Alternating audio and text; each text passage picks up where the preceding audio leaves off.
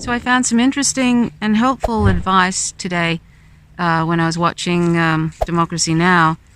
ER doctor pulse oximeters detect oxygen deprivation earlier from COVID-19, and it helps avoid ventilators. This doctor, his name is Dr. Richard Levitan, and he's an emergency physician based in New Hampshire, and he came down to Bellevue Hospital in New York City, and he was helping at the height of the this COVID-19 pandemic.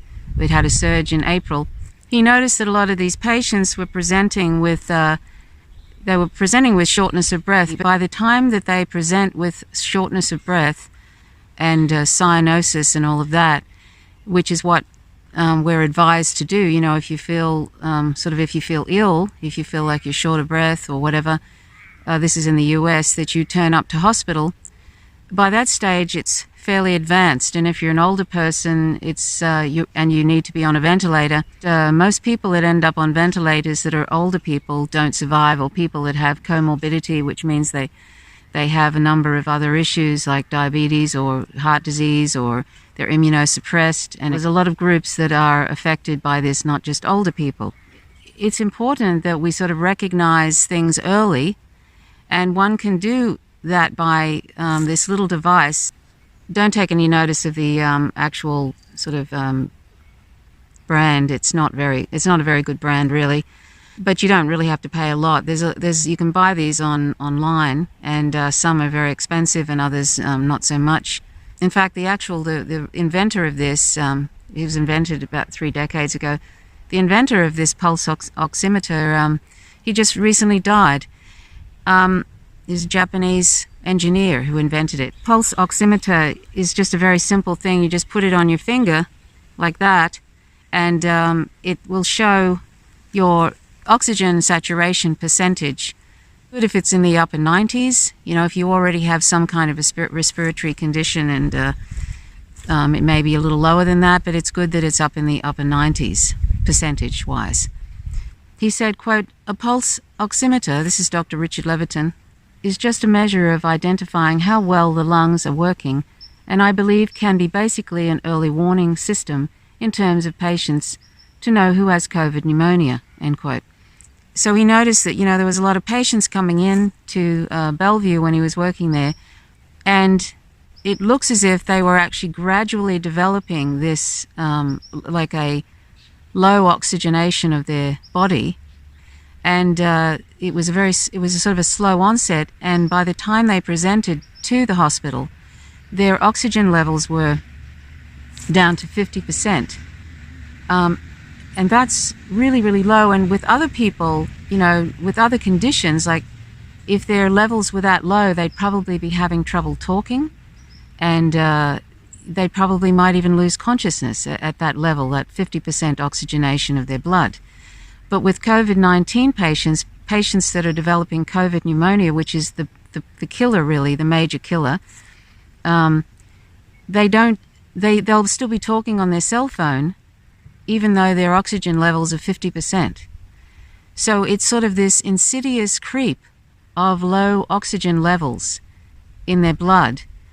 And by the time, you know, as is recommended, you know, show up to hospital, they say don't show up unless you're feeling ill, meaning, you know, you're feeling short of breath, or you're discolored. They say something ridiculous like if you've lost consciousness. Well, that's really dire.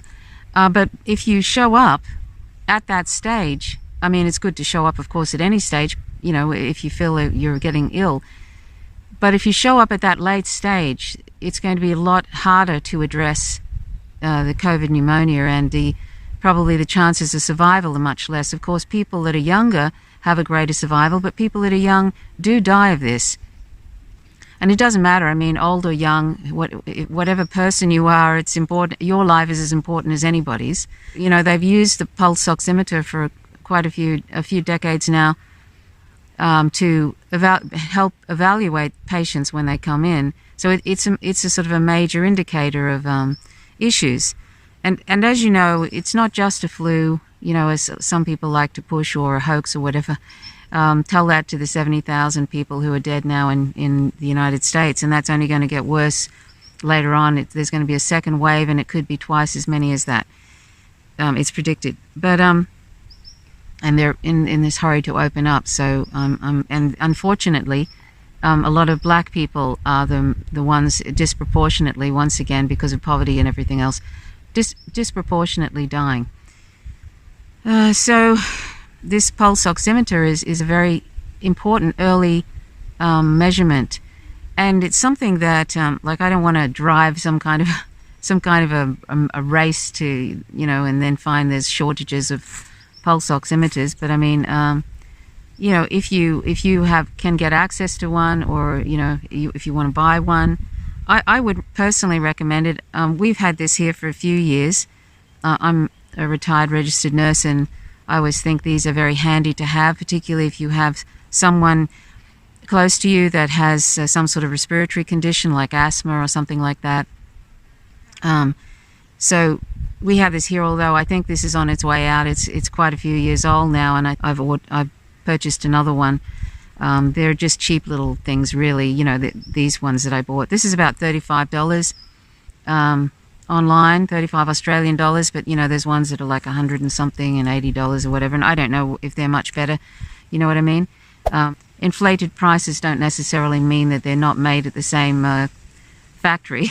He said, but what ended up happening over the course of my 10 days was this amazing transformation in care, that over time we learned that a lot of patients with severe COVID pneumonia could actually be managed without ventilators, and that realization actually led me to contact Jim Dwyer of the New York Times, and that's where he wrote that article. He said, well, looking back on my own experience with COVID before I went to New York, and I was evaluating patients in the hospital, and we were sending out COVID tests, I followed what the CDC guidelines were. I told patients, quote, let us know if you get short of breath, end quote. There are, in fact, posters from the CDC that say, quote, do not go to the hospital if you have a cough or you have shortness of breath. Only go to the hospital if you have trouble breathing, you're unable to be woken, or you turn blue, end quote. Wow, see, that sort of advice is really, that's not even good advice, just generally speaking, let alone for this particular virus, as a management for this virus. That, you're unable to be woken. I mean, that's really dire. Like short of breath, you should go to the hospital, of course. Unable to be woken, or turning blue, that's kind of ridiculous advice. And I don't know why. They obviously just don't want you to go to the hospital. And if you've got problems like that, you're able to be woken, or you're turning blue, you may not make it to the hospital, really, unless you've got somebody who's prepared to do a resuscitation on you, if you're turning blue. But anyway, so that's terrible advice from the Center for Disease Control. And he realized that, of course, the doctor. And he said, well, in hindsight, what I now appreciate is that a very, very small number of patients have subjective shortness of breath. When they do get short of breath, they're really ill. So the public messaging needs to change. The public needs to know that early diagnosis, identification that you have COVID, and then monitoring with one of these little devices can warn you about the need to return and be hospitalized. And if you come in earlier, we can do much better treating your pneumonia, identifying how much inflammation there is, getting drugs into you, and other things. And the thing, that he was most shocked about after going to New York and staying and treating people at Bellevue is that he realized that they were not detecting the deadly pneumonia the virus causes early enough, and that we could be doing a lot more to keep patients off ventilators and alive. He noticed that, patients had alarmingly low oxygen saturations, but subjectively, they did not actually feel short of breath. So that's kind of scary. You could just incorporate this pulse oximeter, this little guy into your, just put it in your drawer, have some decent batteries available, and, every day you could just take your oxygen saturation levels in your blood with this little device, just pop your finger in, and it should, if the batteries are working properly and everything, and it's not a faulty device, it should be on the high 90s, your blood oxygen saturation levels. So if that was something that we all did every day, you could keep an eye on yourself, that this thing isn't sort of creeping in on you, and that suddenly you find yourself short of breath, and then you know your chances of recovery can be hampered or even sort of stopped. Basically, you could even be it could be too late by that stage, by the time you're displaying shortness of breath. So keeping an eye on our blood saturation, oxygen levels is a good thing, and it's so simple. It only takes a minute a day, and these things are good to have around the house anyway. In other circumstances, like I say, if there's somebody in the house that has who's got some respiratory illness, or if you have the flu, you get a flu, just generally speaking, or somebody injures themselves and they're bleeding, and all that kind of thing, it's good to have one of these anyway. That was one of the reasons I got this, and I would just check on it after a few years. I think they cark it, and I think that's where this one is at. I would show you how it works, but it's not functioning all that well. It's kind of working, but occasionally, but that's not good enough for me. Okay, so thanks for watching. My name's Trish Roberts. You're watching Faint Signals from Viga. Please subscribe if you haven't already, and click the notifications bell. Leave comments if you wish. Stay safe and think about going vegan. Till next time, bye for now.